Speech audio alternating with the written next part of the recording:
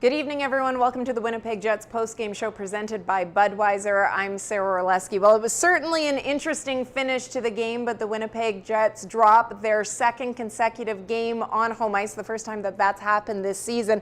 A 6-5 was the final. A last-second hat trick from Mark Scheifele was able to pull the Jets within one, but they lose all three games against the Vegas Golden Knights this season series, with it wrapping up tonight. Let's take a look at the goal of the game, we will say, and it's the one that turned out to be the game winner. Special teams, a storyline in this game, especially in the third period, with the first three goals all coming on the power play, whether it be for the Jets, and then two goals by Jonathan Marchessault. That one being the game winner, put them up at that point 5-4. As mentioned, they would go on to win 6-5. Trevor Kidd joins me now. There is so much to talk about in this game, Trevor, that I feel as if we could go long past the 30 minutes or so that we usually do. But going into this game after the way that the game against Washington had gone on Sunday, Rick Bowness said this morning that this was a statement game for him. Not just because these are two top teams in the Western Conference going head-to-head. He hadn't liked the way that they had played earlier on in the season series against them, particularly the last game in Vegas. But more so, he wanted to see what sort of response he would get from his group after the Capitals' loss. What do you think he will think of this game? Where do we want to start, right?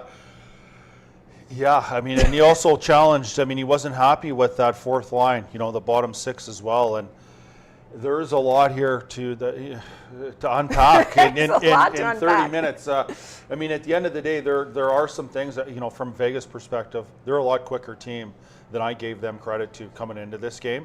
Real fast. I thought that was a challenge for the Winnipeg Jets early in this hockey game. There was some things, though. I mean, Winnipeg battled here. I mean, they were down a few times. They came back into this game. They led it at some point. You saw the third, the fourth line contribute. So at the end of the day, I think there are some positives to take out of it.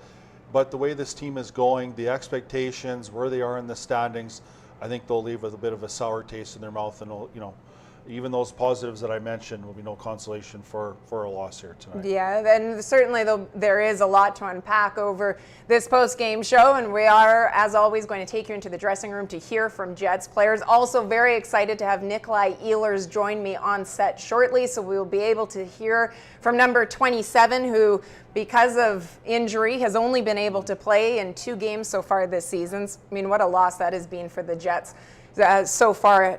You talk about the speed and the quickness of Vegas. There's one guy that would. But let's talk a little bit right off the hop about that quickness, because whether it was some of the Jets' own mishandlings that led to it or Vegas's quickness, it was certainly a storyline, especially early on, that we saw. It was early. I mean, I liked Winnipeg's start in this hockey game. I thought, you know, there's about 4 minutes in. There was a great shift by Wheeler and Scheifele. There was a follow-up there by Dubois and Connor. Even the third line with Lowry. I thought that first 10 minutes of the hockey game was real good. But Vegas had a nice response, and it almost took to the end of the second period for Winnipeg to kind of refine the game for them in that span, that in 10 minutes in the first and first 10 in the second. Boy, you really saw Vegas's speed and you know, super quick. They were quick through the neutral zone. They were great at creating angles. They just needed a half a step on the Winnipeg Jet defenders, and they were off to the races. And many times here you saw them, they were almost blowing, and this is, you know, I mentioned it to you, sir. Here's another one. Again, that angle. They were so quick in creating that space. The neutral zone, they were so good, you know, and Bowness talked about that Washington game, not liking the chances down the middle, not liking those grade A's. And that part of the, as I mentioned, the end of the first period, certainly into the second, Winnipeg conceded a lot of opportunities, and there's one that they scored on. When we speak about quickness, I don't know if realize just how fast Chandler Stevenson could be, but he seemed to be everywhere tonight. I was talking to, even as I came down here, talking to Anders, that you know well, that handles the Winnipeg Jet alumni, and I sat down right beside him, and he goes, first thing he says to me is, I can't believe how fast Stevenson is. And I said, I was talking to Sarah about this in the first period. Really surprised me, certainly through the neutral zone. He created a lot of space for himself out there. Mark Stone, must love playing with that guy. Yeah, absolutely. All right, Nikolai Ehlers ready to join us, but before he gets on set, let's take a quick look at the month of December for it. You've heard us speak about it a lot. You've heard the team, coaching staff as well. It's such a condensed period of time for them, 16 games in 30 days for it, and the only days with back-to-back days without a game would be over the holiday break. All right. Everybody is very excited, Nikolai, that we told Jets fans that you were going to be coming on, and people are very excited to hear from you because unfortunately we haven't had the opportunity to for so much of the season. First, I have to ask you, especially in a game like this tonight that was going back and forth, what is it like for you to be watching a game like this from above? It's not just a game like tonight. It's been pretty much every single game since I've been out. It sucks. I've had quite a lot of injuries in the last couple of years, so it's not a lot of fun. Yeah. All right. So let's talk a little bit, about the injuries. Obviously, you've only played the 2 games far. You underwent surgery for your sports hernia. How are you feeling? I'm feeling good. Getting better every single day. So that's pretty exciting. It been very slow in the beginning. And obviously decided on doing surgery. So it's nice to finally be getting better and better and not kind of at a standstill, and that's exciting. For you, what is the next step in your progression? I'm getting on the ice slowly. So everyone wants to know, is that going to happen soon? Yes, yeah? It is going to happen very, very soon. Yeah, pretty much just getting on the ice slowly and moving around, see how I'm feeling, so I can hopefully step out there with the guys soon. In a situation like this, when dealing with surgery for hernia, what sort of activities can you do now in terms of training? Is it upper body? Are you able to do anything in terms of your rehab? I'm doing a lot of things, pretty much everything, just not at the same weight that I'm usually doing it with. So that's pretty good. And like I said, I feel pretty good. And now it's just a matter of seeing how that goes on the ice.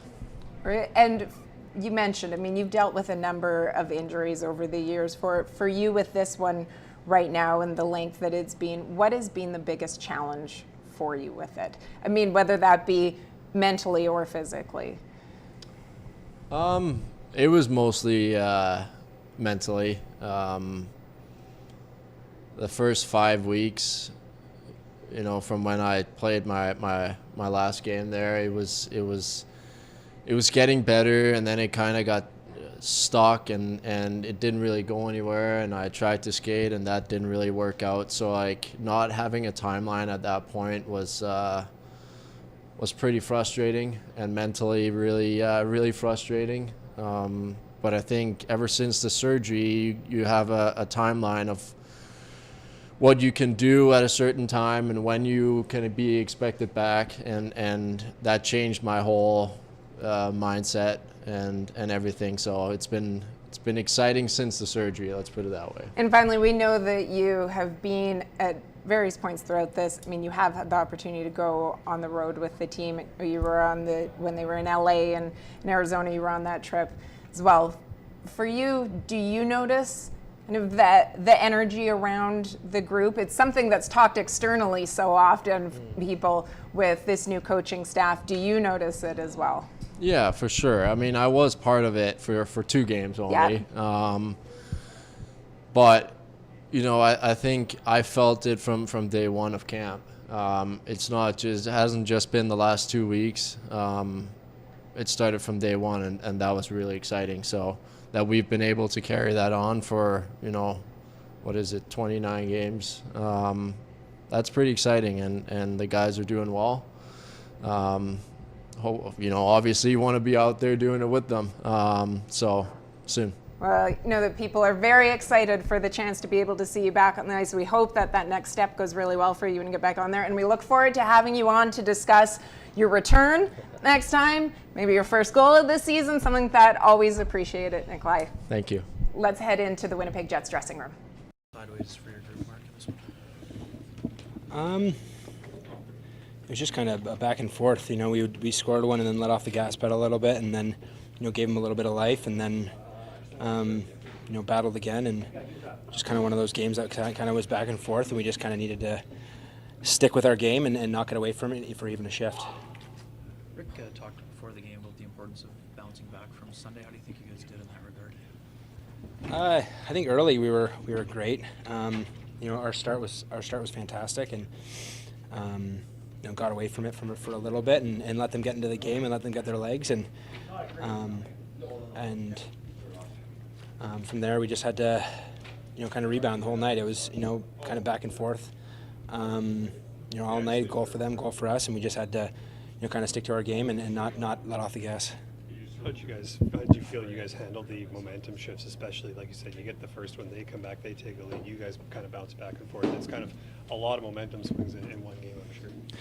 Yeah, I think we did a good job when they scored. I think we could have done a better job when we scored and kept going at them, kept getting behind their D, keep getting on their sticks and make them and frustrate them, get some ozone time and get some more chances that way. But I think I think that's the one thing that kind of stands out. Sorry if it was covered, but you guys have held yourselves to a really high standard in terms of playing your game. What led to it getting away from you? How do you get it back? Yeah, it's not like it got away from us in a big way. It was just one goal. That's this league. They're a good team for a reason, and when we would get a lead, they kept pouncing on us. They kept keeping their speed, and we just had to be a little more on our toes, opposed to letting the game come to us. Just second time this year you guys have lost consecutive games, Mark. First time in 2 months. Why has your group been so good at parking that, not letting losing streaks linger or stretch out? Yeah, I think we're just a good team. We know we don't want to lose games, and we want to rebound. And we come in the next night and battle hard and give it our all. And that's all we can do here is get some rest and be ready for Nashville. What kind of challenge the fourth line was like to see them get a big goal? Sam's first in 18 games, call up a guy and also claim somebody to see them respond the way that they did. Yeah, they were great tonight. A lot of ozone shifts, a lot of good chances. Obviously, the big goal there, by Gags. So, we need everyone. It's a tough league. You gotta have everyone rolling, and they were great for us tonight. Appreciate it. That last question asked Shifley about the fourth line, and you had mentioned, the bottom six and the role that they played. Obviously, some changes to that fourth line. Rick Bowness wasn't happy about it. Kevin Stenlund comes in. Axel Jonsson-Fjällby is out for this game. He wanted to see better faceoffs. Just wasn't happy with the play that he had seen from the fourth line in that game against Washington. Even though we look at the hat trick that Mark Shifley gets for it, the end and the impact that they had, that bottom six. It was great to see goals from Morgan Barron as well as Sam Gagner. Well, and Shifley mentioned there, 55 talks about it. There are components of this game that they will like, and staying in it, staying in the fight, certainly not letting it get too far ahead of them. It was a battle here, right? And some of the offense that Winnipeg was creating was different than that of Las Vegas, but they stuck with it. And that third and fourth line, and you see here Lowry, the physical component that both those lines brought to the table. Nice little turnover there. They worked the puck deep, and a lot of it. I said that the offense was created differently on that with that bottom six on the goals. It was simple, putting the puck to the net, and we saw that here a few times tonight. And this was a great job here by Barron getting on that. The second opportunity, having getting that up high, was a challenge, and you saw that with it was the tying goal with Gagner in front of the net. Some simple point shots. So great contributions. I think Bowness would be happy with the bottom six and what they brought to the table tonight. I think some of what we've spoken about here was just tightening up defensively, and that got away from, at times, with Vegas's speed. Yeah, and it is at times, and unfortunately it made to pay, kind of the way that at times with Washington too, when it got away, they were just, the Capitals at that point were able to capitalize as well. Okay, we mentioned Gagner with his goal. Always love to see the fourth line contribute, especially someone that is inching very close to that game 1,000 mark in the NHL. Let's head into the Jets dressing room and hear from Sam Gagner. Sam, you guys have been a really good team at bouncing back this year. Obviously, a tough one to lose 2 consecutive now. So how did you see this one play out, especially the momentum swings throughout? Yeah, I mean, I thought we competed hard, showed a lot of heart. Ultimately, I think puck management and trying to play in their end a little more is going to be important for us getting shots to the net. You know, I thought early on we'd actually did a really good job of playing in their end and forechecking and passed up some shots, and then our puck management kind of got away on us and, you know, allowed them to find some life. So that's certainly an area that we can clean up and get better for Nashville. Puck management is something that hasn't really been a major issue for a while, but Vegas has kind of exploited things a couple of times. What do they do so well against you guys? Well, they play with speed. They all have good sticks. They're strong in the puck, so it's something that you're aware of, and we talked about before. I think you look at the 2 games we played there. We had a tough time creating anything, and we were kind of on our heels a bit. So we certainly did a better job of that tonight. Like I said, I like our heart and our compete. Thought we did a good job of creating some chances, but ultimately I got to clean some of that stuff up and get better from it. Sorry, Sam. Rick said he was thrilled with the way that things have been going to the fourth line in the last couple of games. How do you guys think he responded today? Yeah, I mean, we want to contribute. We want to help this team win games, and I thought we played a strong game tonight. I think for the most part, we were in the other team's end and created some chances, and that has to be the recipe for us, and hopefully build on it. Talked a lot about competition among the forward group. What does it mean when a guy like Kevin gets called up and right into the lineup, and then you see a waiver claim a couple hours later? I mean, what does that do for the guys that are in that competition? I think you just go play and help the team win. That's, anytime you get in the lineup, that's your mindset. And when you're not, you're looking to add to the group in any way you can. So that's what we're worried about. You guys like to press. Like Rick says, you want to go get the puck back all the time. So you play aggressive. It seemed like they were able to turn that aggression against you and get behind your defenders for a lot of odd man rushes. How'd they do that, or what was missing from your guys' game that allowed them to do that? Well, they play with a lot of pace, and I think with some of the guys that they had out on the back end, they just simplified things. Rimmed a lot of pucks, punched pucks out in the neutral zone, and their forwards were playing with pace and allowed them to create some odd man rushes. So, we talked a lot about our F3 being better, managing the puck better, so areas to clean up and get better from it. You can hear more from Sam Gagner on the Winnipeg Jets website, but let's head into the Matt Frost Media Center and hear from head coach Rick Bowness. We've tightened that up in the second and third. I mean, one of the breaks in the first, we were shooting the puck and it hit the referee. It drops and it takes off, so that's one of them. The other one, there was another one, they just purely outskated us. We had good position on them, they just outskated us. But yeah. One area where your game was strong tonight, and it seems like it's been strong all year, is your ability to get pucks to the net, but with traffic and creating that chaos. How is your team doing that so well this year? We did a much better job in the second. Like that first 10 minutes of the first period, we were in their zone, but we weren't getting shots. We had 3 shots, but we spent a lot of time in their zone. So we moved the defense around a little bit on the blue line to get them better shooting angles in the second. And again, you got to have the traffic. You got to get there. It's a big team. They block a lot of shots, but our D did a much better job in the second and third of getting by that high guy and getting the puck to the net. If it's blocked down by the net, there's not much you can do, but they have to get it by that high forward. And then the forwards did a much better job of getting to the net. So, Rick, you skipped a couple rotations for Pierre-Luc. Was it something lacking in his game? He's really sick. Okay. Yeah, he's under the weather. Okay, thank you. Big time, and there's a few other guys. We got a couple of guys on IV in there right now, so yeah. Fair. You challenged the fourth line. You said you wanted more. What did you think of their performance this evening? Much better. I thought Kevin had a very strong game. Gags was around the net. Gus was fine on left wing, but I thought Kevin gave us what we needed him to do. He won some face-offs. He's a big, strong guy. Hung onto the puck. I really liked his game, and that helped that line create some offense. Talked a lot about competition among the forwards. Where does Carson Kuhlman fit into that mix? Yeah, well, we're going to have to figure that out. I don't know a whole lot about him.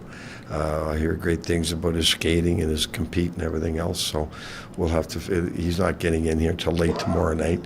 So we'll figure that out as we go along. And just lastly, you were hoping to see. You said it was a statement game. You wanted to see how your group responded. What was your overall impression of it? I thought it was great. The first 10 minutes was really good. They took over the last 10 minutes of the first. They made more of their chances in the first half, or the second half of the first, than we did in the first half. But then as the game wore on, it was an even, like that. They were a good hockey club. That was a hell of a hockey game. And give their goalie credit that our last power play in the third, he made 4 just great A's. Give him credit for that. So that was a hell of a hockey game. It could have gone either way, and clearly we battled hard. We showed we can certainly play with them, and with the best teams in the league, and we're going to continue to stay in that fight. I know that goals late in periods have been something you've talked about before. What did you think of your ability to get kind of back into it after they get one late in the first? Yeah, I didn't like that last goal. That's not we kind of blew coverage on that one. But again, you move on and you get ready for the next shift, the next period, and it's unfortunate that we gave up that late goal in the first, but we didn't let it hinder us. We played a much stronger second period. It seems like maybe Vegas and Washington got through the neutral zone kind of with more speed than we've seen teams do against you. Yeah. Do you pick yourselves apart for that? I mean, you mentioned guys on IVs and things like that. We're a step behind sometimes, and sometimes we're just the structure. Everything revolves around that F3 being high. Sometimes you're just getting caught too low. And then it's a foot race. If you're above them, it's not a foot race. You get too low and you get caught, it's a foot race. So we've really got to focus on getting that guy, and that's what we did in the second and third, getting him much higher so that we're not getting into those foot races, and our D have to make those reads so that nobody does get behind them. So I thought it was much better in the second and third. Thanks. So more to digest from what Rick said, but just wanted to quickly follow up on what he mentioned about Carson Kuhlman, who was picked up off of waivers today, claimed off waivers from the Seattle Kraken. He's from Minnesota, though, and we know that the Winnipeg Jets and the Minnesota Mafia, we've joked about it for years. Players come and go, but there always seems to be that connection to Minnesota. So I had to have this pulled up for me. It includes Dominic Toninato. He's played with Neil Pionk, Nate Schmidt, Dylan Sandberg, and then also, although they're not from Minnesota, Kyle Connor and Mason Appleton. So he is certainly well known to many players on this roster already. And as Rick mentioned, he will be arriving tomorrow. All right. So Rick talked about there, when you listened to him, what is it that stood out to you most about what he said? I mean, much like what we said in regards to the first 10 minutes, they liked it. Certainly acknowledging the speed that Vegas brought to the table. It was interesting to see that he really liked the second and third. Reflecting, and hearing us talking, certainly the battle was there, and coming back into the hockey game, there was, times where Vegas had the 2-1 lead, the 3-2 lead. Winnipeg continued to stay in the fight, which I get, but to me, there was a little bit missing there on the defensive side in regards to their speed, and it was interesting, to hear Bonus talk about the third guy, right? That F3, as you like to mention, and he is right, and that's something that you saw a little bit with the Washington game a few nights ago, and certainly here again tonight. And so now, here's the thing, right? You got a talented team that comes in. You've had 2 of them now, and there's been a lot of talk, big test, and we've seen the St. Louis's and the Chicagos and the Anaheims. This was the last couple of games have been big tests, and I like his response. In talking about the Winnipeg Jets being right there. Vegas is a good team. There's a couple things that they need to fix, but the other component of that is they're really sick.